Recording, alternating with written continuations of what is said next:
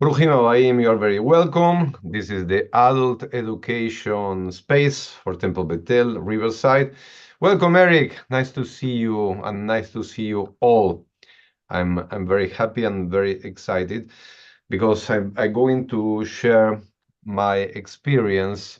Last week, I participated in Recharging Reform Judaism at the Stephen Wise Free Synagogue in New York City. And it was really very nice experience. It was my first conference that I attended at the Stephen Wise Free Synagogue. And you know that we have a huge movement. The reform movement, it's really a big movement in America.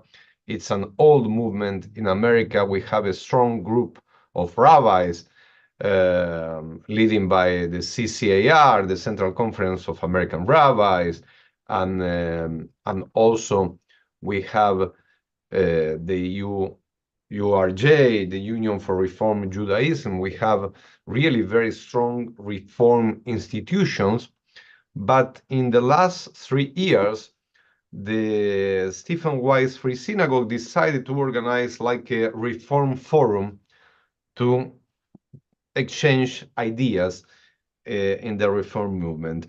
And more than 350 people gather at the synagogue in New York City.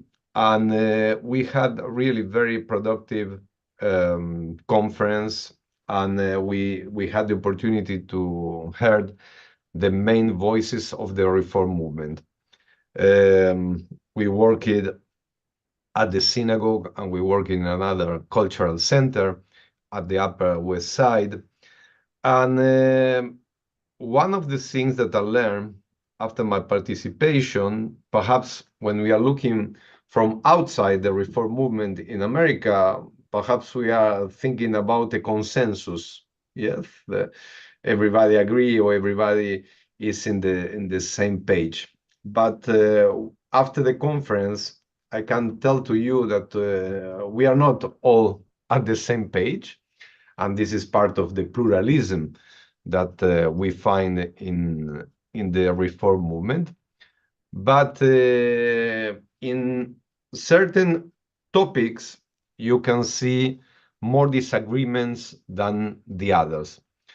And I prepare a couple of videos, at least 3 videos, to share with you, because we had a strong disagreement, let's say in that way, between Rabbi Ami Hirsch, who is the head, let's say, of this project called Recharging Judaism, and in the other side, it was the president of the HUC, the Hebrew Union College, and we have in the middle a student that perhaps you, Eric, knows, a recent graduate rabbi, that she was coming with her view. The main thing that we discussed was anti-Semitism and anti-Zionism. It's a very difficult time for the Jewish community, not just in America and not just in New York City, but around the world. And then it was really very important to participate in this conference because we learn a lot of things about what's going on at the Jewish communities. We had opportunity not just to listen important speakers, we also pray, because the prayer is also important at the reform movement. And we have the opportunity to share breakfast and lunch with our colleagues, also to receive different resources that I'm going to share with you. One of these resources I participate in one of the lectures was about this new book, a brief history of Israel and the Jewish people from Abraham to October 7th, and a Nation Reawakened, written by Jared Stone, a very, very interesting book that it's available online, and I will share with you. This is really a very good book to study history. It's a pocket book, let's say in that way, but it's a very interesting resource to study Judaism because it's clear, and through this book you can go deeply. But for a first contact with the Jewish history, it's very good. Or if you like to remember a certain time of our history, then we study history. We had also seminars, and I participated in a Nigun circle. How important it's the music, and we studied. I had the opportunity to study with the rabbi of Temple Romemu, that it's a Reconstructionist synagogue, Rabbi David Ingber, that it's one of the main voices in New York City. Also to listen the rabbi of the Central Synagogue, Rabbi Angela, that also it's one of the main voices, not just for New York City, from the Reform movement in America.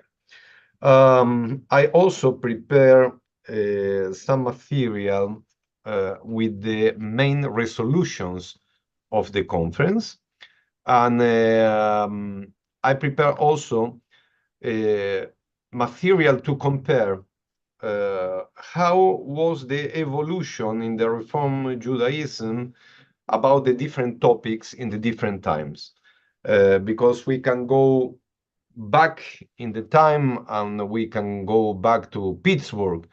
That was the first meeting from the Reform movement, and then till our days, we can compare and we can see the evolution of the main topics that are important for the Reform movement. Welcome, Randy. It's a pleasure to receive you.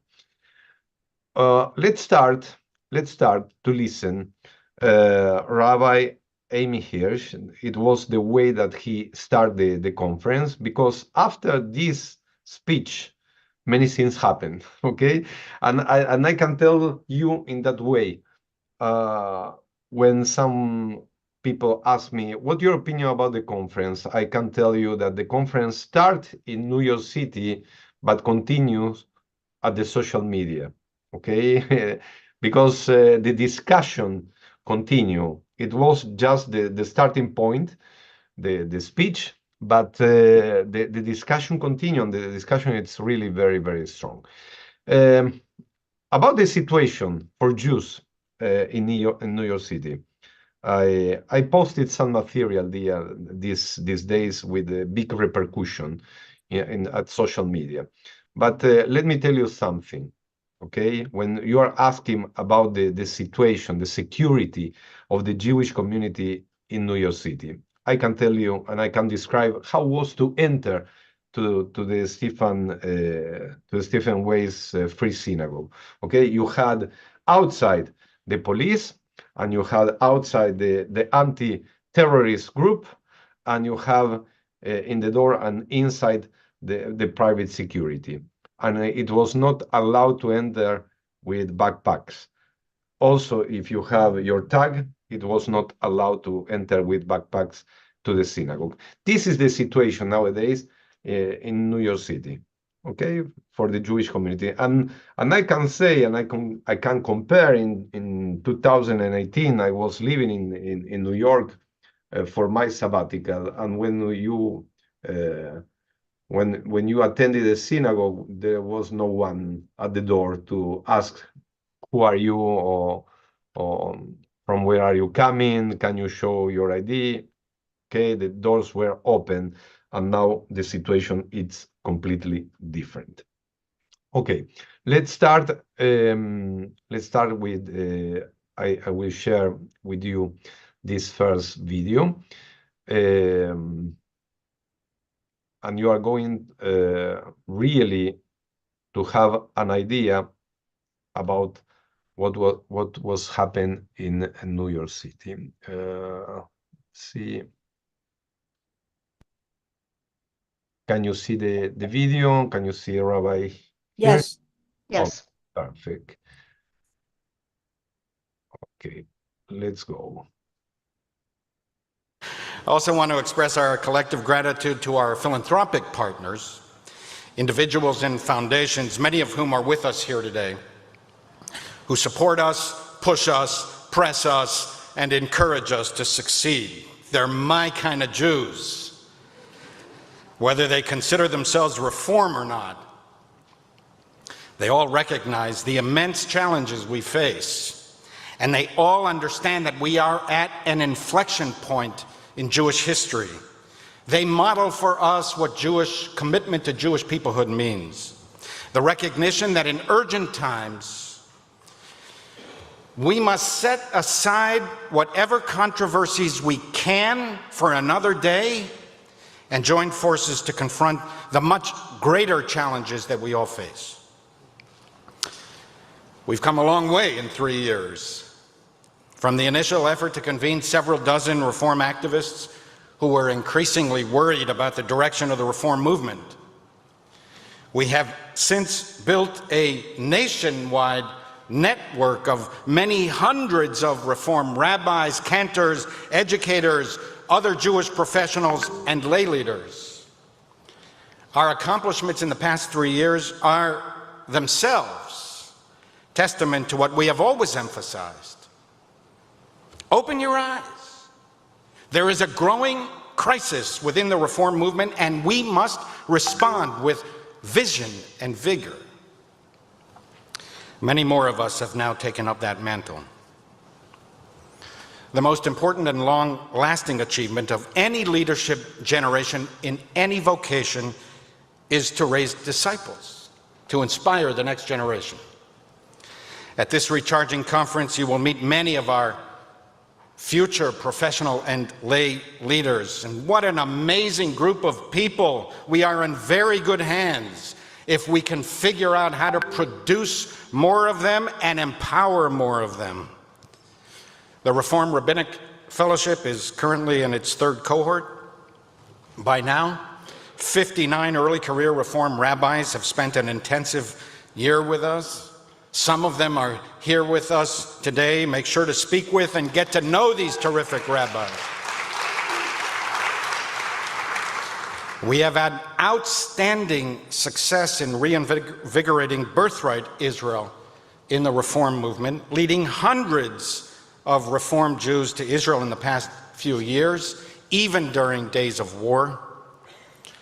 Rafi, the Reform Movement Alumni for Israel, our effort to engage young adults, has expanded into 11 cities, enveloping over 650 young Reform alumni. We are collaborating with the Tell Institute on developing a new curriculum for Jewish youth and adults. And we will hear from Dr. Dara Horn and Stephen Wise member Jessica Levin about new approaches to Jewish education in this era of pervasive hostility towards Jews in the Jewish state. Our ideas and opinions expressed through podcasts, conventional and social media have gained widespread traction.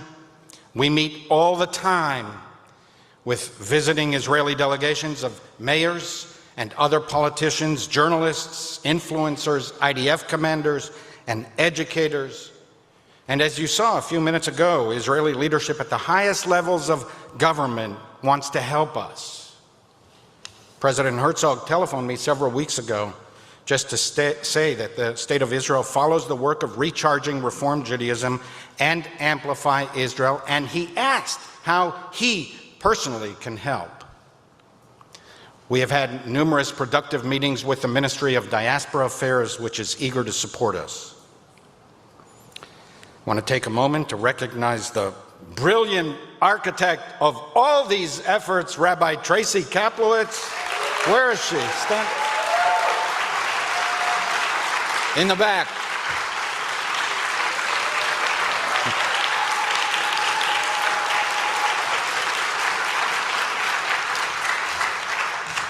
Listen, my life changed, and so did yours when Tracy walked into our movement. From the outset, We emphasized we are of the Reform movement, by the Reform movement, and for the Reform movement. Most of us grew up in the movement, and we feel deep affection and loyalty to the institutions that educated and trained us, providing us with the opportunity to devote ourselves fully to this marvelous vocation that has given so much meaning to our lives.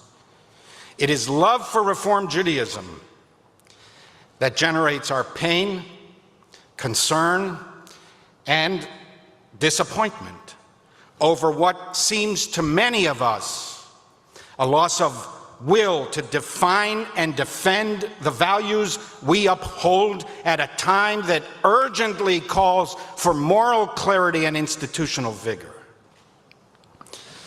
Among the most important initiatives of this conference is the introduction of 4 resolutions. We will debate them today and vote tomorrow.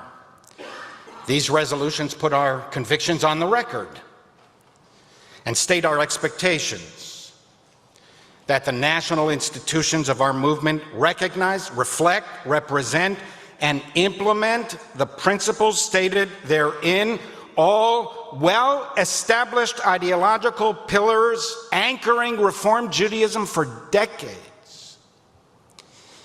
I want to thank the dozens of leaders who worked on the 4 resolutions addressing the centrality of Jewish peoplehood, the reinvigoration of spirituality, prayer, and Jewish practice, innovative models of communal leadership, and the cultivation of Jewish literacy and learning. For the remainder of my time, I will devote myself principally to the resolution to strengthen Jewish peoplehood in the North American Reform movement. The 21st century will be increasingly defined by ideological commitment and communal loyalty to the centrality of Jewish peoplehood. In the words of the proposed resolution, Judaism finds its fullest and most authentic expression through a vibrant and lived commitment to Jewish peoplehood. While different approaches to halakha will continue to constitute a natural ideological divide between the Orthodox world and the rest of us, the vast majority of North American Jewry, in reality, even these distinctions are diminishing and will continue to do so due to the growing threats and challenges we face. For example, I can tell you that in the lead up to the New York City mayoral elections, those of us from Orthodox to Reform who defended Israel in the face of an onslaught of obnoxious opprobrium found much more common ground, worked much more closely with each other, and had much greater affinity one with the other than with those in our own movements who promoted the anti-Zionist mayor of New York City. And what we often forget, but ignore at our peril, is that while our movement is a religious body devoted to God and Torah, much of the Jewish world expresses their Jewish identity in secular form. Through a fierce commitment to the Jewish people and the state of Israel, the Jewish people's most eloquent expression of peoplehood in our times. Many of these Jews are members of our synagogues. The religious teachings of Judaism do not exhaust the full content of Jewish civilization. It is the Jewish people that keeps Jewish civilization alive. If there are no Jews, there is no Torah. The Jews do not derive their authority from rabbis. It is the opposite. Rabbis derive our authority from the Jews.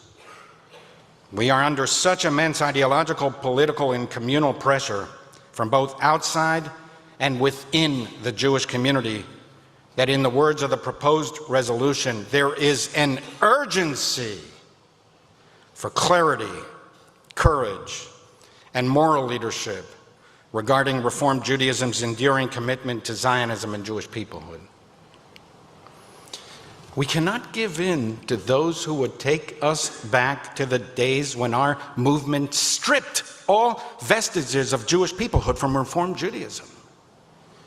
We cannot succumb to those who preach a false philosophy of Jewish universalism that camouflages disdain for Jewish particularism under the guise of a sometimes sweeping, self-righteous, sanctimonious, and suffocating misunderstanding of Tikkun Olam.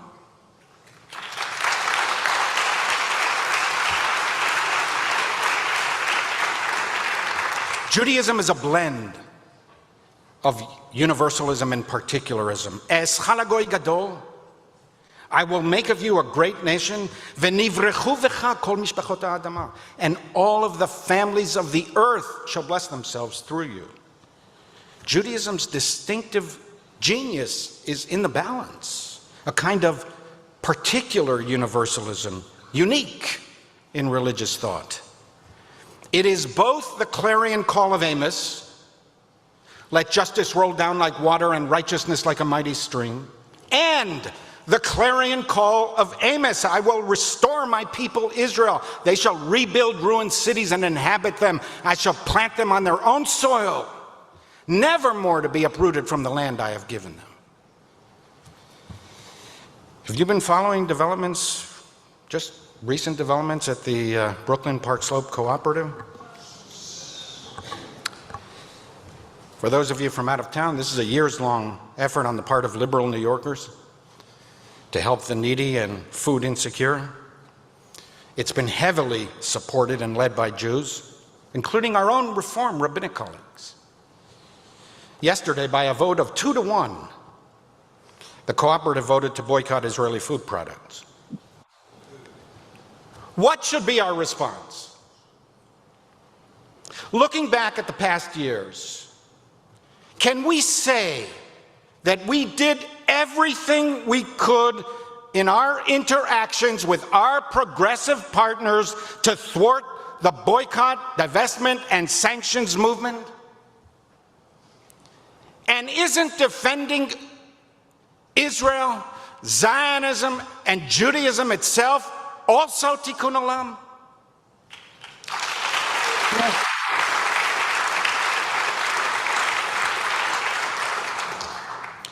Now, it is true that we are seeing worrying signs of a narrowing particularism in some quarters of the Jewish world and the Jewish state. Those elements of the Israeli government that represent a closed-minded, chauvinistic particularism are an embarrassment to Israel and world Jewry. And the hooligans who violently assault Palestinians on the West Bank are a disgrace. It's Israel's responsibility to thwart them on pain of imprisonment, and it is our responsibility to say so. At the same time, while we may convince ourselves that the main problem in the Jewish world is a narrowing particularism, the opposite may constitute an even greater challenge in the diaspora, an expanding universalism, threatening to eclipse Judaism's fundamental command of Ahavat Yisrael, love for the Jewish people. A universalism unmoored from particularism is not Jewish universalism. It is just universalism of the non-Jewish kind. As Rabbi Abba Hillel Silver asserted in a classic address to the CCAR, in the case of Christianity, it was Paul's insistence upon a religious creed entirely divorced from nation, people, land, or language that finally placed the movement, Paul's movement, outside the sphere of Jewish life. The anti-peoplehood philosophy of 20th century Reform Judaism threatened to do the same, Silver emphasized. We should heed this warning well. Given the growing hostility to Israel, especially in our circles, liberal and progressive spaces, it's not enough for us to proclaim our Zionist bona fides every now and again, often expressed defensively and with so many qualifications, stipulations, and modifications that our enthusiasm for Zionism is buried under an avalanche of provisos. It's not enough to issue occasional press releases or tweets that we are a Zionist movement. We're the leaders. We must lead. We must be proactive. It's harder now. These are times that try our souls and test our convictions. Israel has been at war for 2.5 years. It is a war of self-defense imposed upon Israel against its will. But no armed conflict, even the most justified, can be waged with complete precision. There has been widespread death, dislocation, and suffering throughout the Middle East.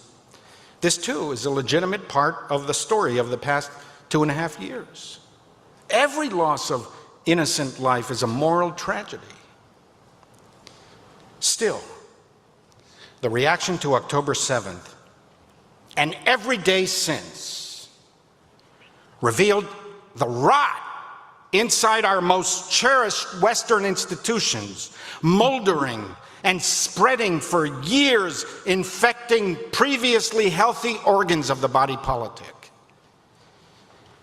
It's more than the disappointment that we may feel at the hypocrisy or moral failure of this or that university president or head of school or student union or media personality or religious or social justice leader or squad of politicians. It is the entire philosophy of Western liberalism that is under assault. Increasingly, we're living a surreal reality. More Jews are massacred in one day than any other day since the Holocaust, and immediately protests erupt against Jews. Israel is accused of genocide, an ancient blood libel dressed up for modern consumption, and the genocidal forces that launched this war are forgiven or forgotten. What these assassins did to our brothers and sisters, children, uncles and aunts, cousins, grandparents, and friends in Israel is what they would do to all of us if they only had the chance. The reason that 1,200 innocent Israelis were slaughtered on that day and not 12,000 or 120,000 was not because of intent, but capacity. The intent was to murder every Jew they could get their hands on. This was a bloodletting of savage and primordial rage, as bad and as wicked as the worst of the pogroms inflicted on our people. And had we found ourselves in those southern settlements on that Simchat Torah day, our liberalism would not have saved us. Lifelong peace activists were murdered and taken hostage. No one asked them what were their views. And therefore, we, especially we, liberals, must respond with clarity, courage, and moral leadership. If not us, then who?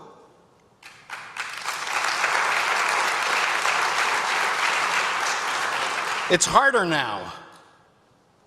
These are times that try our souls and test our convictions. Israel has been ruled for the past 25 years by right-wing governments supported by ultra-Orthodox parties. For young American Jews, these are the only governments they know. And here in America, the Democratic Party that 2/3 to 3/4 of American Jews have supported since the days of FDR is turning against us. According to a recent NBC poll, 2/3 of Democratic voters sympathize more with Palestinians than with Israel. And according to a recent Harvard-Harris poll, nearly half of young Americans between the ages of 18 to 24 favor Hamas over Israel. Hamas! But precisely because it is harder now, we, especially we, liberals, must respond with clarity, courage, and moral leadership. If not us, then who?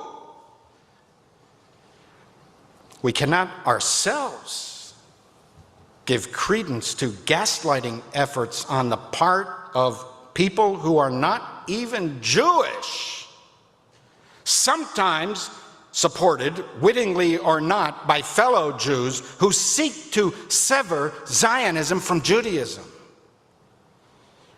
Precisely because it's harder now to contend with these anti-Israel forces, and because much of the deterioration is happening in our circles, liberals and progressive spaces, we have an obligation to summon all of our reservoirs of clarity, courage, and moral leadership. In the words of the proposed resolution, we call upon the Religious Action Center of Reform Judaism and all arms of Reform institutional life to ensure that their public advocacy, partnerships, and policy positions reflect and advance the movement's enduring commitment to Zionism and Jewish peoplehood.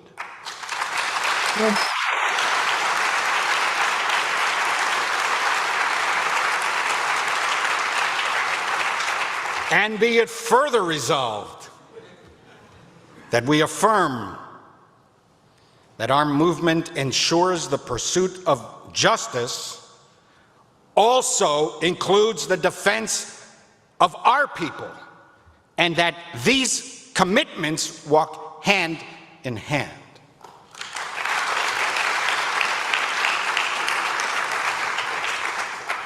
It's not enough to say to each other, look, see, we're a Zionist seminary. Our students spend their first year in Israel. But our commitment to liberal education requires us to ordain anti-Zionists. And we'll just let the market of North American Reform synagogues sort it all out. Under what theory of liberal education are we required to accept outcomes we did not intend and do not want?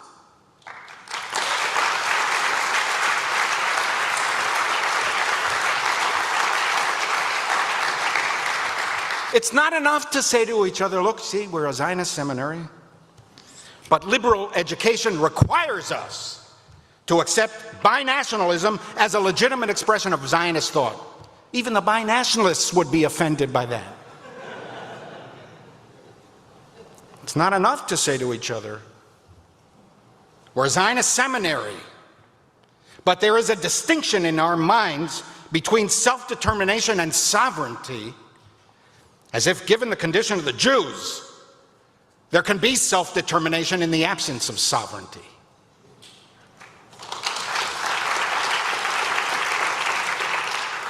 Under what theory of liberal education is there a requirement on our part to even accept, let alone ordain, candidates for the rabbinate and the cantorate who do not believe what our movement believes?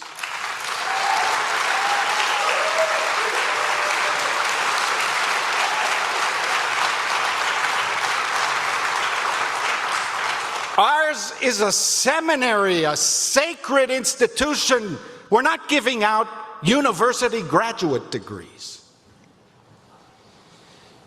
It's not that they do not have the right to such beliefs, or that a community of Jews that seeks to hire such communal leaders does not have that right. This is America. Do what you want, and God bless you. But why our movement? It's not what we believe.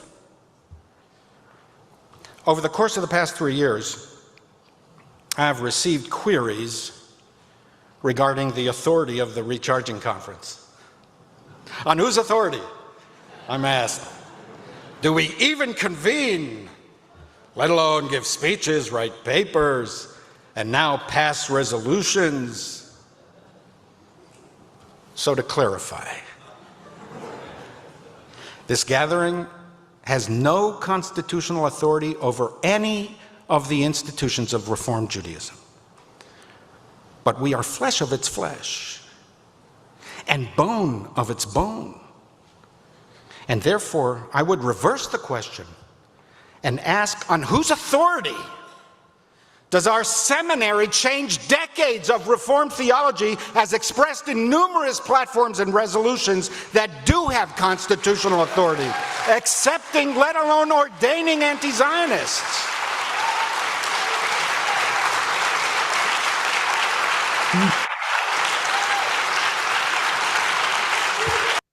I'm going to stop here because we have more material, but you can hear that it was really a strong speech by Rabbi Hirsch. And you can see, you can agree or you can disagree. This is part of our movement, but it's really very clear that there are more than one position inside the reform movement nowadays in America. Let me go to the other side, okay? It's because it was really strong to listen Rabbi Hirsch speak in the auditorium, and the auditorium was there the president of the HUC, Hebrew Union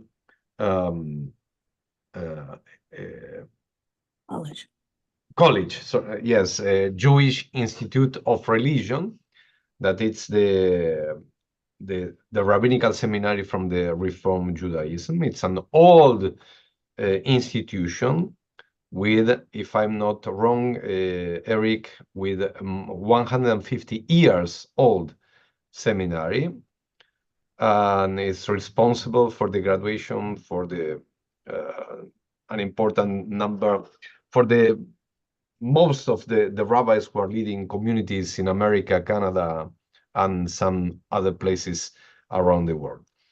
Let's see the other side. Let's see the answer. Rabbi Hirsch spoke about the rabbinical seminary without mentioning the name, but everybody knows which seminary he is talking about. Let's see the answer. Let me just close one of the videos to open the other one.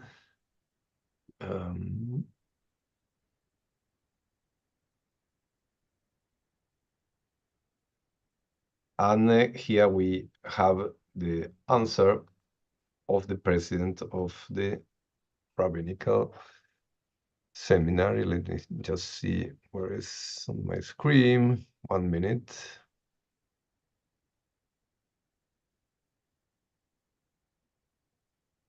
Okay.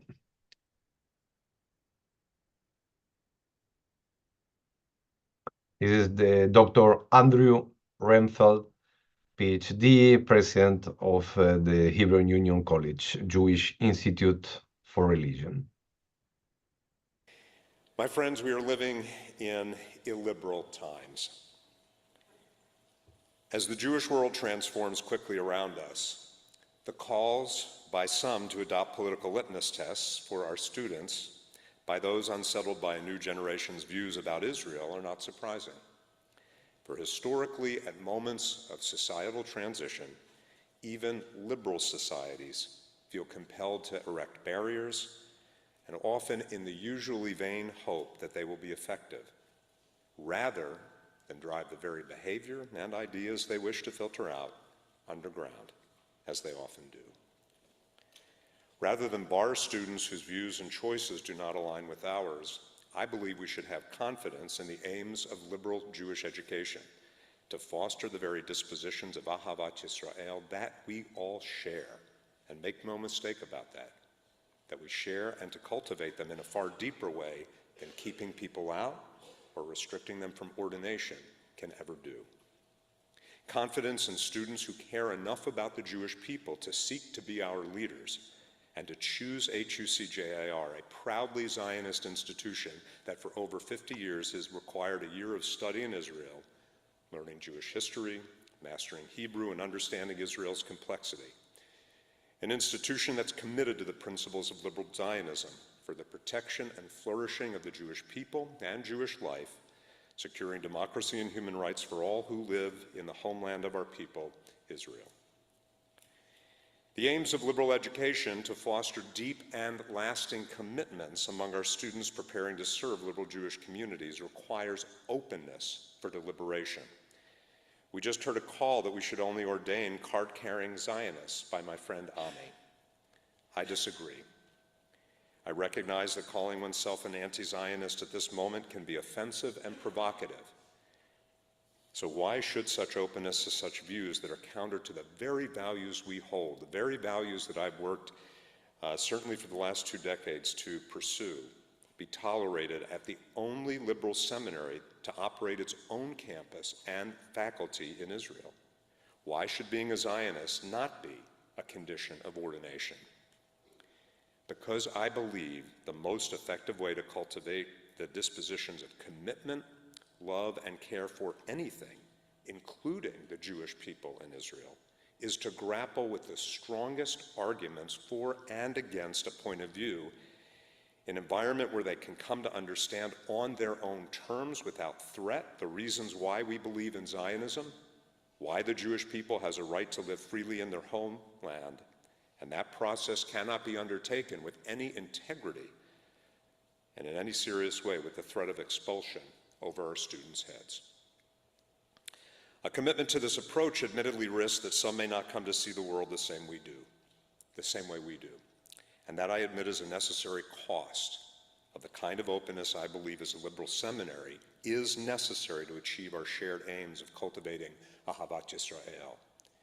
And we just heard from the Bima, Jonathan Greenblatt, speak, I don't believe he's here anymore, but speak about the need for boundaries. And I want to say, the principles that I'm articulating are not necessarily appropriate for every organization. I think the ADL, if they want to, they should have a boundary about accepting the Abraham Accords as being a good thing. Good for them. I don't know why, Ami, you wouldn't have boundaries for your congregation. You're creating a sacred community. State your principles and kick out members, if that's what you believe, who don't hold your values. It's not how I would run a congregation, but if the point is that these are values tied to the very mission of education that I believe we should be pursuing at a seminary and not necessary for every organization within the Jewish community. So before I turn to some examples, let's consider a statement of principle we might adopt as a prospectus for HUC consistent with this open position. Now listen carefully and let me know what you think. But let me finish, please. Let's imagine this. Quote, "The Hebrew Union College Jewish Institute of Religion does not commit its teachers to any special interpretation of Judaism. The different constructions of Judaism and of Jewish life, Orthodox, conservative, liberal, radical, Zionist, and non-Zionist, are expounded to the students in courses given by those representing different points of view. Every member of the teaching staff is free to see and state the truth as they see it, and in the same way, every student is free." So by a show of hands, how many of you think that's a great prospectus for HUC to adopt? Spattering. Thank you, I appreciate that. My friends, let me be clear, I'm not actually proposing that we adopt that. What I just read is the founding prospectus of the Jewish Institute of Religion, articulated by Rabbi Stephen S. Wise, perhaps from this very bema. It remained in place during the quarter century of JIR's existence. The stakes are high today. But are those stakes higher than they were in the 30s and 40s when it remained in place? Again, they are still high. So let me get into some of the arguments that I really appreciate, and the arguments are strong. And again, we are a Zionist institution. I am a proud Zionist, and I do not believe or walk with anti-Zionists, so I understand why people feel so strongly about it. So let me go through some of the arguments. It can be tempting to see all anti-Zionists as radicals, and I want to thank Rabbi Wolpe, who I believe is also not here, but I heard what he had to say. Maybe you'll send him the video. We see them marching in the street, denying the right of Israel to exist, using slogans like "from the river to the sea," that promote ethnic cleansing, promoting violence, calling for Jews to return to Poland, and sometimes even promoting genocide against the Jewish people. The anti-Zionist Hamas slaughtered our people on October 7th. They continue to hold innocent hostages. They terrorize their own people, and they must be held as the primary party responsible for the thousands and thousands of innocent Gazans, their own people, who have died in the horrible war that they initiated. All those things are reprehensible. And so call this a guilt by association argument. If our students choose to describe themselves using labels that genocidal anti-Semites like Hamas use, how on earth can we permit them in our hallways? So let's take that question seriously and ask it of ourselves. If we take the principle that we reject the use of terms that are deployed by violent extremists, we better not call ourselves Zionists. Look at the policies of Ben-Gvir and Smotrich. Look at the actions of Meir Kahane and the settler Zionists. Look at all of them who are self-declared Zionists who hold the flag of Zionism. Some of them are controlling state power right now. Okay, you had here also an idea about the part of the answer of the president of HUC. We can conclude that the answer to Rabbi Hirsch was that the seminary is given freedom for each student to decide by themselves if they are pro-Zionist or they are against Zionist. But why this topic came as a central topic? Because each Jewish institution have a rabbi. Yes, and the rabbi have a strong influence in the members of the community. And the rabbi leads with kids and with teenagers and with all the members of the community. And then you can build an ideology that can go against or in favor of Zionists in this particular time. One of the things that I can see and that it's positive to me, and I'm thinking that you are going to agree, that we had a health discussion with respect, okay? Because when two sides don't disagree, perhaps one is not listen to the other. And here, yes, everybody stay in the synagogue, in the same place, listen carefully the different opinions, and this is really a very good way to discuss ideas also if we disagree. And this is a really very good example that I would like to take to our temple, to Temple Bethel Riverside. We can agree or disagree in many topics, but we need to sit down and we need to discuss with respect. Sometimes I don't feel that we have a high level of discussion in some topics, and we need to try to do this. It's a way to grow up when you can sit also if you disagree, and you can discuss with civilization. Okay, let's listen a middle voice between Rabbi Hirsch and Dr. Remfeld. Let's listen a student who graduate as a rabbi about her feelings about what's going on inside the rabbinical seminary, and we have also the opportunity to ask Eric Svar, who is a student at HUC, also to share with us his impressions. Let's listen Rabbi Boxman. But again, I call myself a proud Zionist. Wait a minute.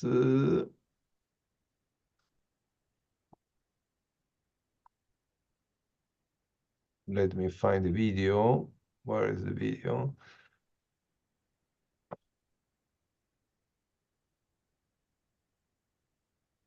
Okay, I found it.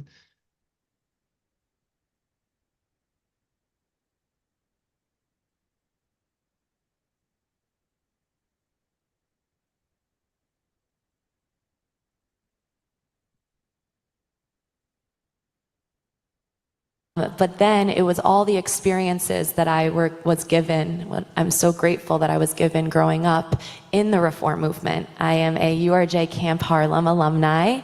And I did Nifty EIE high school in Israel, which is now MUS.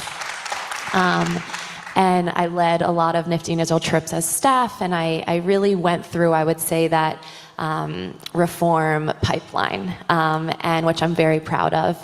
And in addition to that, though, I went to a modern Orthodox Jewish day school, and I served on the board of my college Chabad. And so I would say the beauty that, and the thing that I love about my Jewish upbringing is that it really was a tapestry. It included all different types of Judaisms, all different types of practicing, and it allowed me to really experience that love of peoplehood. And that is something that's been I've been very passionate about. I actually wrote my HUC, my thesis on Jewish peoplehood and studied Mordechai Kaplan. And I think that thank you, Mordechai Kaplan's pretty awesome. And so growing up, like I said, I really grew up in all these Jewish spaces, and they were always Zionist. I wasn't unique for being a Zionist. I never felt like I was different or singled out or any of that. And I say this with great sadness. Unfortunately, the first place that I experienced anti-Zionism and really learned about how strong it was in a lot of ways was when I attended HUC. And that was really upsetting and shocking, truly shocking, because I was like, I grew up going to Jewish summer camp, high school in Israel, I went to campus Hillel and Chabad and all these places. And of course I heard about it around me, of course. But then going to my Jewish rabbinical reform seminary and experiencing students, colleagues of mine that were spewing all this anti-Semitic rhetoric, anti-Zionist rhetoric, I was shocked. I will admit that it definitely pushed me to look at things differently, and I really appreciated that. I learned a lot, and still I would say that being a Zionist in all those places as it was, I never felt, propelled to go much further with the passion and take it to new levels. But being in an environment where all of a sudden I was unique, I felt the need to really go to the next level with my Zionism. And so while I was at HUC, I started that charge, and I'm grateful to say that Rabbi Josh Weinberg helped me. I went to him and experienced and shared my concerns over what I was experiencing, and the lack of Israel education that I found in the seminary. Not even education, the lack of conversation. I just wanted to talk about Israel with my friends, with my colleagues, and everybody was I would say they were too scared. They were too worried, what if I say the wrong thing, or I'm gonna, be yelled at if I say this, or there was this hesitance, and that really bothered me. I said, how are we being set up for success in the rabbinate if we can't even talk about Zionism between our colleagues? How are we gonna talk about it with our congregants? Ooh. And so I went to Rabbi Josh Weinberg, and he was very eager to help me. And we started once a month sessions at HUC, and the program was entitled Engaging with Israel from the pulpit and individually, right, and with our colleagues. And the idea was that I would bring together HUC students. We would come together and we would talk about all the ways that we might find Zionism within our work. And I remember the first time that we met, one of the activities we did is we asked everybody to draw a diagram of all the ways of where Zionism might fit into the work that they're going to do as a rabbi. So we drew, bar and bat mitzvahs, sermons, all the different places in the rabbinate where you might have to talk about Zionism. And the idea was to prove that this is not something that we can avoid. This isn't a topic that we can just go through our rabbinate avoiding. We're gonna have to talk about it.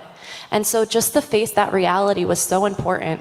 Unfortunately, I will say that it ended shortly after because there was no real mass of people coming. It was my friends being supportive for me.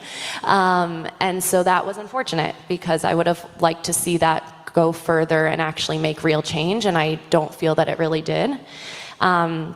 During my time at HUC, I also joined some Arts missions to Israel. I went on a Just Zionism mission with Rabbi Josh Weinberg, and I thought the idea behind it was genius. The idea was that we were going to bring Reform Jews, young Reform Jews, to Israel and visit partners on the ground in Israel who portray the same liberal Jewish Zionist values that we believe in here at home. And the idea was to bring, those Jews that were kind of on the cusp of being anti-Zionist and trying to show them, you actually are a Zionist, you're a liberal Zionist, and there are people on the ground there that share those values with you. Genius. And the thing that I would say I wish there was more of is I wish there was more follow-up after. I wish that there was more discussions and meetings after to continue discussing and debriefing what actually happened on that trip. I think that would have been helpful to the cause of the idea. But that was an awesome initiative that I participated in. Also, as an Okay, let's stop here. You had another vision from a student and recently graduated rabbi. And I would like to open the floor to Eric Svar to know if you like, okay, it's not mandatory if you like to share your experience at HUC, but I'm thinking that this is part of the polarization. And this is what I can understand in the Jewish community for many, many years. Things that happen outside the Jewish community didn't affect our life. But in the last years, let's say that these things that happen outside the Jewish community enter inside the Jewish community, and we started to have the same kind of discussions, and we have this polarization. What's your feelings about this topic and your experience for being a rabbinical student at HUC? How you see this discussion? Thank you, Rabbi. I appreciate the opportunity to speak. And yeah, this topic has been resonating everywhere. I'm wondering if the clip you showed of President Rayfeld, was that the one from a couple years ago? He did that same kind of thing where he read the charge from the Jewish Institute of Religion from like 50 years ago, and people thought it was a modern statement, and or did he redo that again this year? Was that video from this year? Oh, the videos from this year, yes. Okay. So I would say a couple of things. So one is my own experience at HUC. Is not at all like Rabbi Boxman. One thing I will say is like we interact a little bit with the other cohorts, but you're really very much with your own cohort. But I do, we have some cross interaction with people a year ahead or a year behind us for sure, but not people like a few years ahead of us. I mean, we barely pass them in a hallway. We don't really, debate with them and all of that. But in my cohort, I mean, it's sort of hard for me to even imagine that somebody would be an HUC student who identifies as an anti-Zionist. It may exist, but I certainly have not seen it. And that concerns me because I feel like sometimes the experience, I'm not saying it doesn't exist. And also Ashira Boxman went to New York, and New York campus is a different culture than the LA campus. So it's very possible things are different there.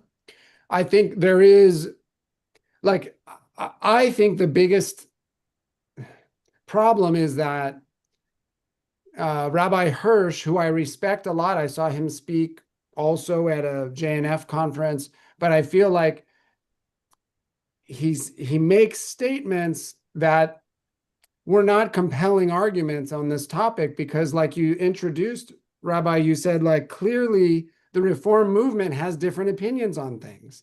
So for him to say, if they don't believe what we believe, they shouldn't be accepted to the school. Well, how can you do that when there's not one opinion? And are you really going to say, I think President Rayfeld generally, I mean, I honestly think if somebody wrote, we have to write about Israel in our entrance essays. And if somebody wrote, to me, anti-Zionism means at a minimum, I mean, I think a lot of this argument is about what the word Zionism means, what it has come to mean, and what anti-Zionism means. And so that's the problem. So if somebody believes in the dismantling of the state of Israel, or somebody believes all the Jews should be killed or kicked out, that's anti-Zionist. But there's nobody that HUC is going to accept who has those beliefs. It's just not. I think that's a false pretense. Now, if you say,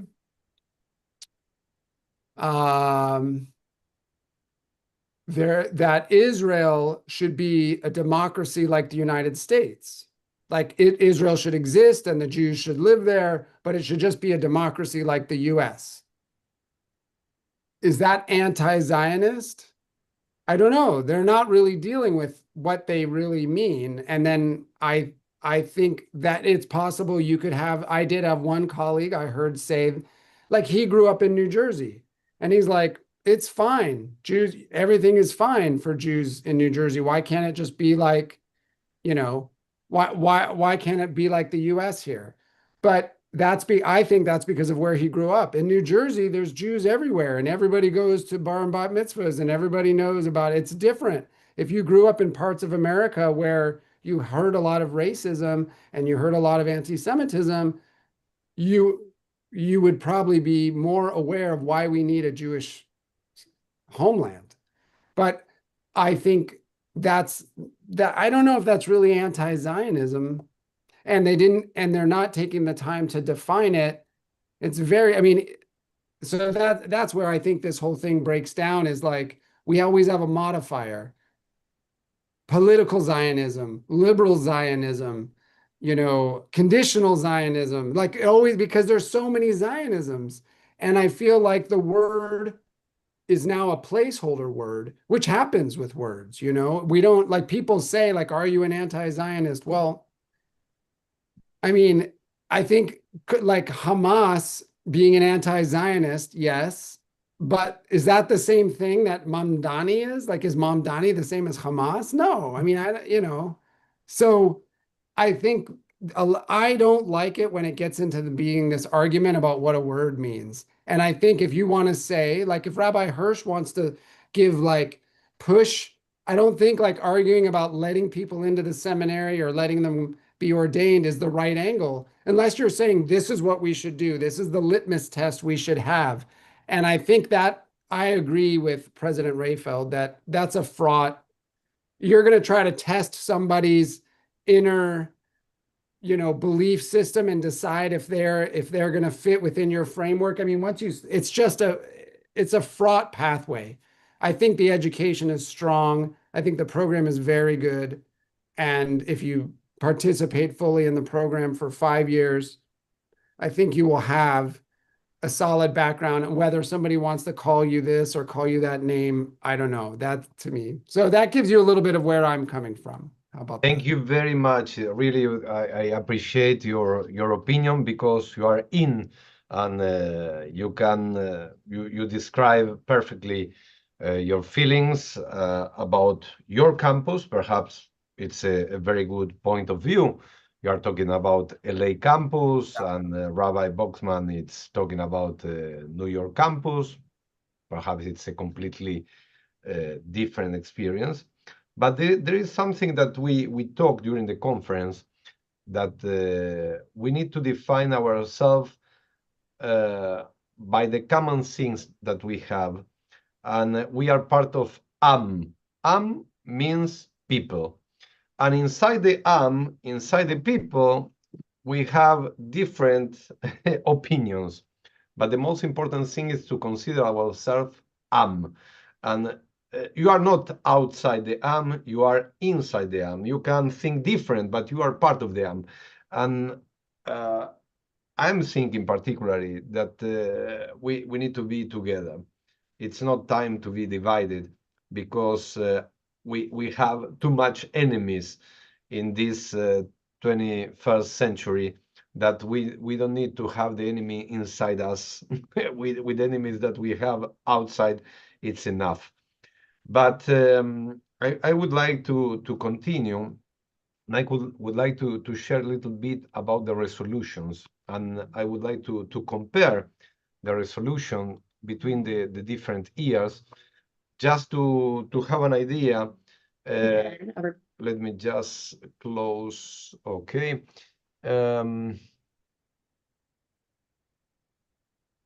I would like also to, I can send you later. Let me see if I can share the different links, because we have different links. I will share the links in the chat if you would like to copy this and later on open and read quietly. It will be a good opportunity to read more and to understand more. Okay, I just posted the resolutions. There are 4 resolutions. Resolution to innovate models of community leadership and Jewish life in the North American Reform Movement. Other resolution, it's about invigorating spirituality, prayer, and Jewish practice toward a renewed covenant of sacred practice. Other resolution, it's to strengthen the centrality of Jewish peoplehood in the North American Reform Movement. And other resolution, it's about cultivating Jewish learning and covenantal commitment. You can open this link and you can read. Let me now share this.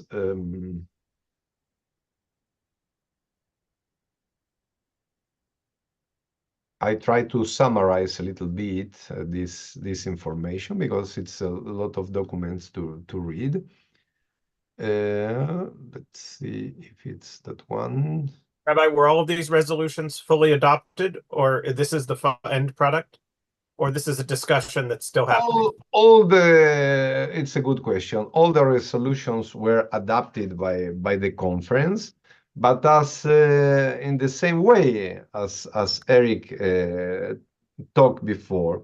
Okay, the recharging conference, it's not the highest, let's say, or it's not the unique voice of the reform movement. This is the way that I started this adult education space. Yes, we have the URJ, the Union for Reform Judaism. We have the CCAR, the Central Conference of Reform Judaism. Each institution with their own statements, and this is, let's say, another way to find statements and to find a reform voice, but it's not the voice or the unique voice, but it's an important voice, because sometimes when you have many institutions, perhaps you don't have a unique voice to say clearly some things, and perhaps when you have 350 leaders and you have one leader who express or who read this resolution, it means that there are many important leaders who are thinking the same. Carly, Yes, what? Yes? do you have a question? I saw your hand. No, I was just Okay. holding my head up. No, I saw your No, no. If you Okay. want me to say something, I can. No. That's okay. I thought that you hung up. No, no. Don't worry. Once again, it's not the main or the unique voice, but answering your question, Jason, these resolutions were approved in the plenary. Okay, it was the last session. Each resolution was reading by a rabbi or by a leader who was working on them, and then the plenary vote. Okay, if you agree, disagree, it's against, in favor. Yes, but it's another, let's say, another space of important discussions. Sometimes you have clear opinions that it's easy to follow, and sometimes, as I mentioned, perhaps you have one voice who express many feelings, okay, in one side and in the other side. But let me say that the main feeling is that we are people, and we belong to the same people, and we need to be, and we need to support each other. This is the most important people, and this is my personal opinion. I'm thinking that in this particular time we need to support the state of Israel. I'm not talking about the administration, and I would like to be very clear about this. Okay, I'm as a Jew, I'm as a rabbi, I'm as a leader rabbi, and understand that I need to support the state of Israel, because try to imagine what can happen with us as a Jew in the diaspora if we don't have the state of Israel. Okay, it's they, and we here. We are just one people. And I was talking about this conference with a friend, and we are just 15 million Jews around the world, and it seems that the entire world is against us, and this is not real. There are many people who support us, and there are many people who are against extremism or radicalism, but we need to take care about our own division. This is not healthy for the for the people of Israel. Let me now. Can I ask you a question, Rabbi? Yes, of course.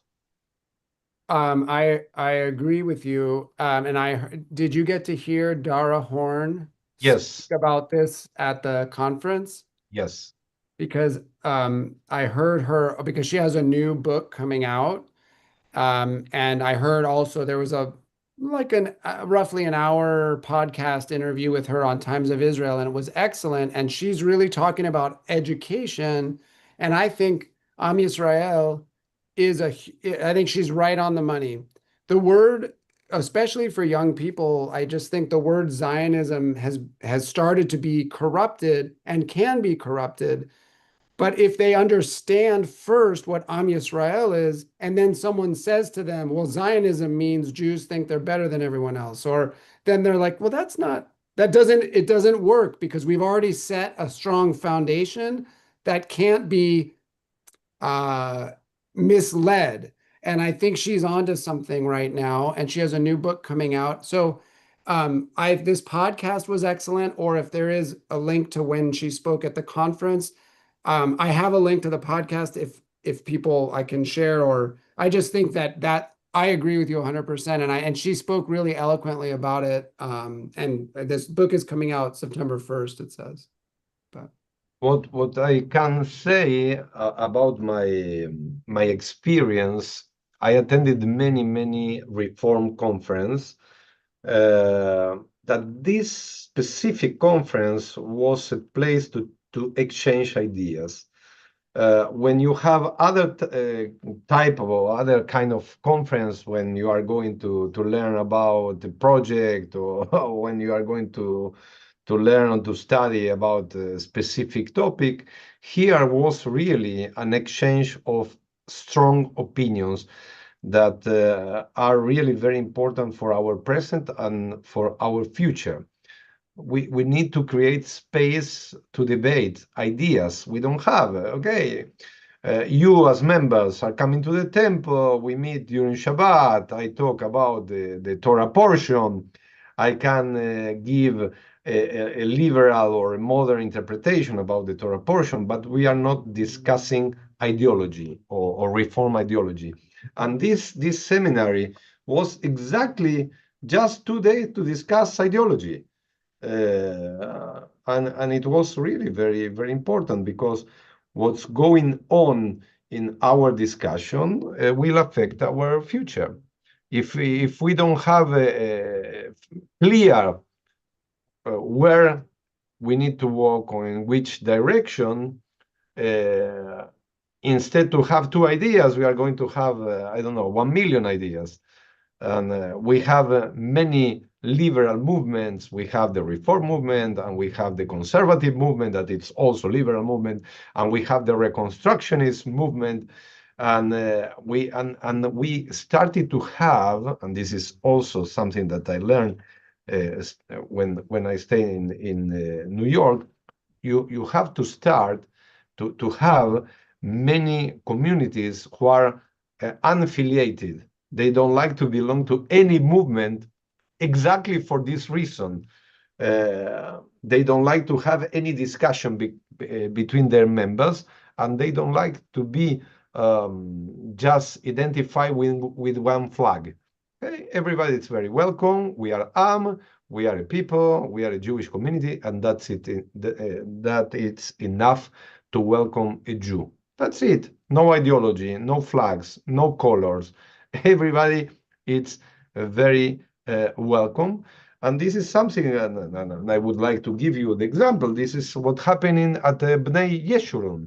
Bnei Yeshurun, it's an important synagogue in Manhattan that was led by, during many years, by Rabbi Marshall Mayer, Zichrono Livracha, and it's an American rabbi who was the founder of the rabbinical seminary in Argentina, in Buenos Aires, and he started to work there with some Argentinian rabbis, and these new generations of rabbis decided not to embrace any movement inside the different movements on Judaism, just to go exactly in the opposite way. Sometimes when you embrace a movement in Judaism, you know where is the fence, and you can go outside the fence because you are inside. This is another way to understand Judaism in the 21st century. But let me go. Let me go. I would like to share. Let's see if I can share the right document. Okay. And let's try to read together and to see, basically on reports from the May 26th Research in Judaism conference, the resolutions and discussion focuses on a significant recentering of Reform Judaism around Jewish peoplehood, Zionism, Hebrew literacy, and spiritual depth.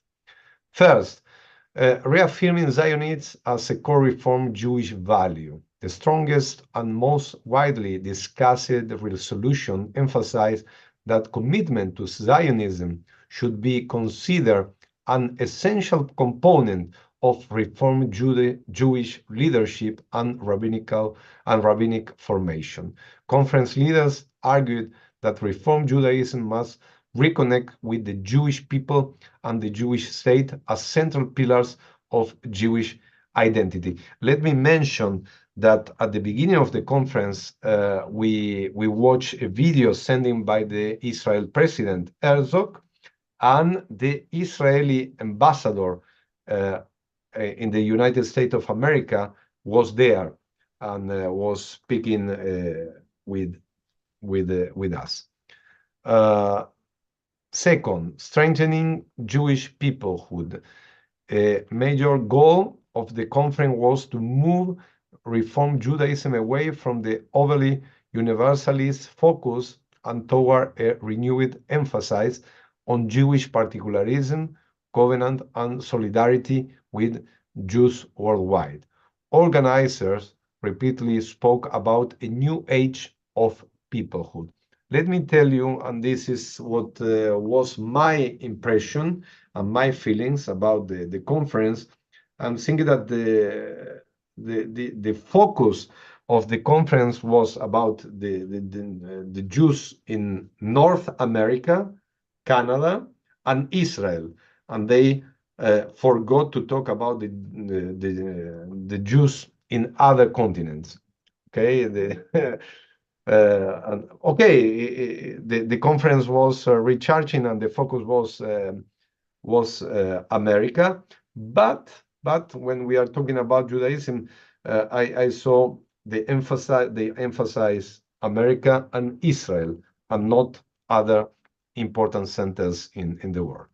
Third, deepening Jewish literacy. The conference called for stronger Jewish education, greater familiarity with Torah, Jewish texts, history, and Hebrew, and innovate educational models that create more knowledgeable and engaged Jews. I'm thinking that it's a way to go back a little bit and to be strong to teach Hebrew and to pray in Hebrew and to introduce more and more Hebrew to our life as a Reformed Jews. Four, renewing spirituality and worship. Participant advocate reinvigorating prayer, liturgy, music, theology, and the use of Hebrew in congregational life. The goal was to deepen spiritual engagement rather than treatment Judaism primarily as a cultural or social justice identity. We need to be very careful when we are talking about Tikkun Olam, because sometimes we are embracing on Tikkun Olam many things, and we forget the particularity of some important topics in Judaism. Fifth, reimagining leadership. Another theme was the need for new models of communal leadership capable of responding to contemporary challenges, including rising anti-Semitism, polarization, and declining Jewish engagement. Six, stronger connection with Israel. Several plenaries and workshops focuses on Israel education, relationship with Israel's reform movement, and cultivating informed and mindful engagement with Israel among younger generation. This is also something important to say. They were not just American rabbis, there were many Israeli rabbis and many leaders from the Israel reform movement. We need to remember that for the first time in the history, we have a reform rabbi who became a deputy at the Knesset. Let's say in that way. For the first time in the Israeli history, we have a reform voice at the Knesset, at the parliament, and this is really very important for us. And the American reform community finally understood that they need to support the Israeli reform communities, and they need to support the unique voice of the reform movement who is sitting at the Knesset, that it's Rabbi Gilad Kariv, that he is running for being once again, you know that this year will be election in Israel, and he is running to renew his seat. One sentence summary, the 2026 Recharging Reform Judaism resolutions can be summarized as a call to rebuild Reform Judaism around four pillars: Zionism, Jewish peoplehood, Jewish literacy, and spiritual renewal, while developing new forms of leadership for the future. Okay, and here, Reform Judaism, then and now, from the Pittsburgh platform in 1885 to the Miami platform, 1997, and Recharging Reform Judaism last week, in May 2026. Introduction. The history of Reform Judaism can be understood as a continuing conversation about how Jews balance universal values and particular Jewish identity, tradition, and modernity, and diaspora life and connection to Israel. The 2026 Recharging Reform Judaism resolutions represent the latest stage in that evolution. And let's read Jason, do you like to read? I would like your participation. Let's read one topic. Which one? Let's start Jewish identity, and you are going to read the 3 columns, okay? Just to compare what's going on. Okay, but do you mean me or the other Jason?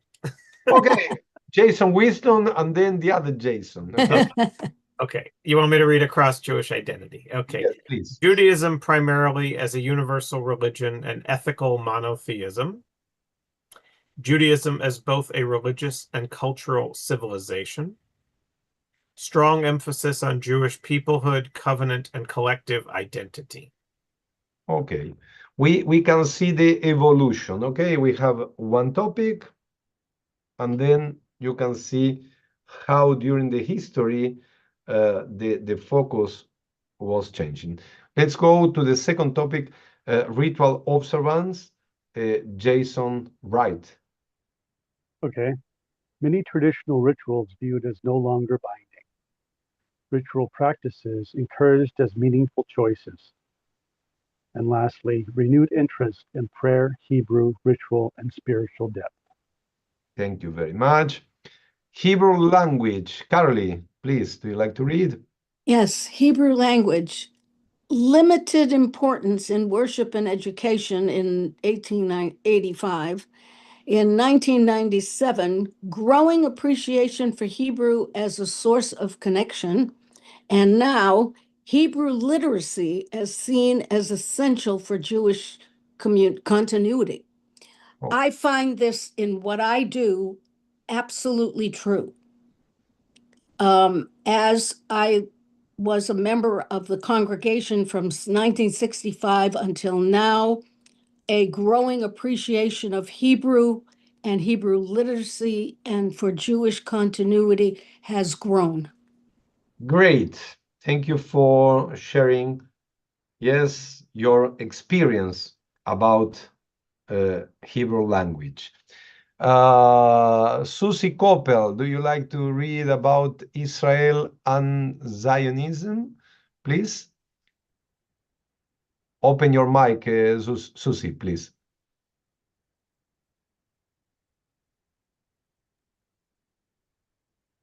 Rejected the idea of a Jewish nation and restoration to Palestine, America viewed as the homeland of Jews.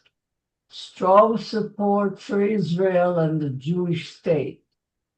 Zionism presented as a central pillar of Reformed Jewish identity and leadership. Thank you very much, Susie. Here, perhaps in this topic, we can see a big difference between the Pittsburgh platform and what was happened last week in New York City.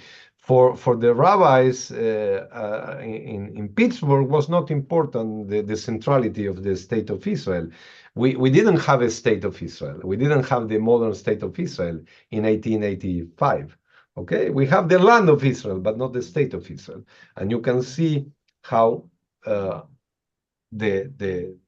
statement is completely different. Okay, next, Eric, do you like to read the next one, universalism versus particularism? Sure. 1885, strongly universalist, mission to spread ethical teachings. 1997, balance between universal ethics and Jewish distinctiveness. And this last conference, a significant shift towards strengthening Jewish particularism and solidarity with world Jewry. Okay. You can see that it's completely different about what was happening in Pittsburgh. Also, a big difference between the different conference. Jewish, of course, that I'm not going to compare the conference in Pittsburgh with recharging, but we can have an idea what's going on in the Jewish world in America. Okay, Jewish learning. Who would like to read next? Jewish learning. I don't see all. Randy or Raya. Elise has her hand up. Elise, go ahead. Jewish learning, focus on ethical teachings over classical text. Next, encouragement of lifelong Jewish learning. And now, intensive Jewish literacy, Torah study, and textual engagement prioritized. It's like it's getting more stricter, intense about this. And I think it's good. I think it's a good thing. Thank you very much, Elise. Okay, let's go to this last topic, leadership vision. Randy, Ryan, Sandy. Share. Rabbi is Modern Religious Teachers, 1885, 97, Collaborative Leadership and Community Building, and in 2026, New Leadership Models Addressing Anti-Semitism, Israel Engagement, and Jewish Continuity. Thank you very much. We need to remember, yes, during the Pittsburgh meeting, we didn't have the state of Israel. Many things changed during this year. Okay, and then from universal religion to Jewish people, who the Pittsburgh platform emphasized Judaism universal ethical mission and minimized national Jewish identity. By contrast, recharging Judaism places Jewish peoplehood at the center of Reform life, reflecting concerns about assimilation, anti-Semitism, and awakening communal bonds.